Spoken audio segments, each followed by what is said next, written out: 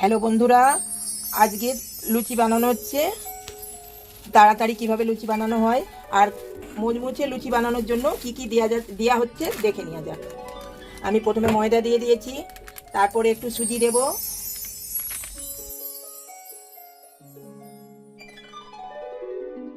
তারপরে একটু নুন দেব, স্বাদ মতো নুন দেব,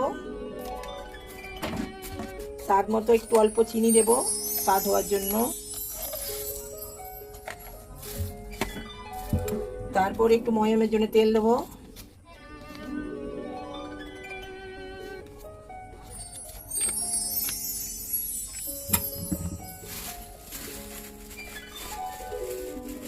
ভালো করে মিক্স করে নিতে হবে।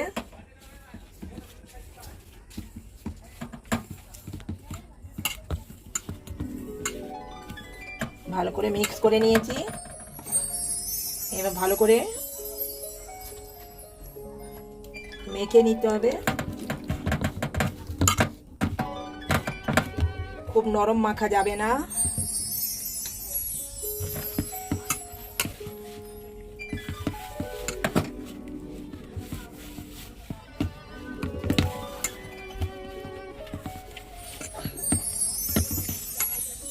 জল দিলাম,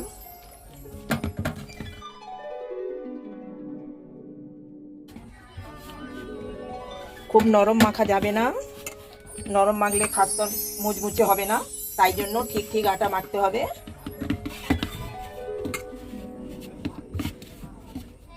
মাখাটা দেখাবো আমি।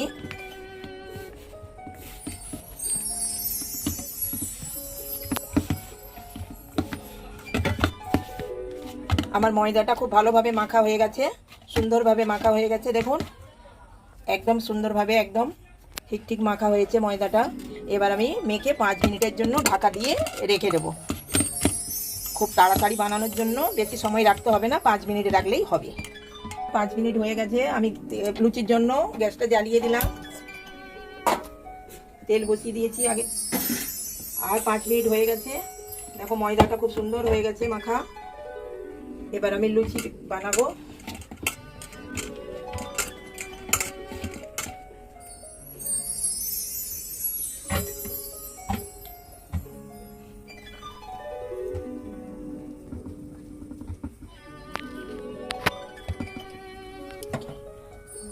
তুমি এমনি বলবে যে তুমি যা কিছু বলে সেটা আমি পরে কেটে জুড়ে দেবো।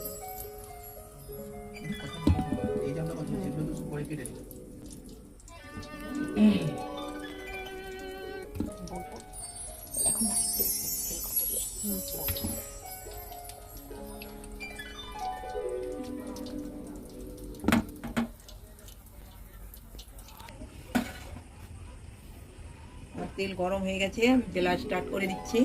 তেল গরম হয়ে এসছে, আমি লুচিও বেলা স্টার্ট করে দিয়েছি। বেলন পিঁড়ি আমি ব্যবহার করি না, এই স্ল্যাবটা খুব ভালো লাগে, স্ল্যাবে বেলতে খুব সুবিধা। এটা আমি পরিষ্কার করে রেখেছিলাম।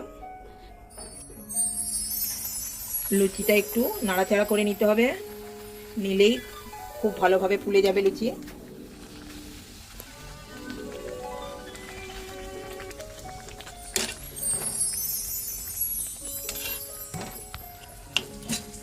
দেখুন কত সুন্দর ফুলেছে।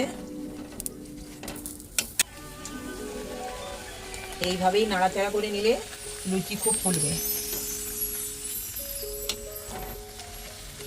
দেখুন কত সুন্দর ফুলেছে। মিডিয়াম আঁচ মাঝে মাঝে করে দিতে হবে।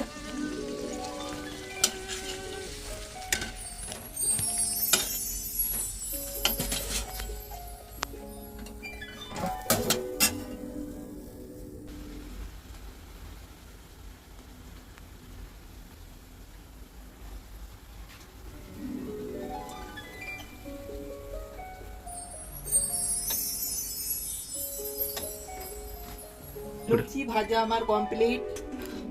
ভাজা আমার কমপ্লিট হয়ে গেছে। লুচি খেয়ে দেখবো কেমন হয়েছে। মাংসটা আগে থেকেই রেডি করে রেখেছিলাম তাড়াতাড়ি হওয়ার জন্য। খেয়ে দেখবো কিরম হয়েছে।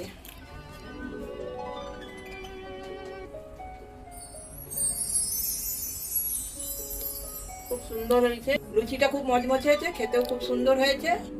আপনারাও করে খান, কমেন্ট করে জানান কেমন হয়েছে।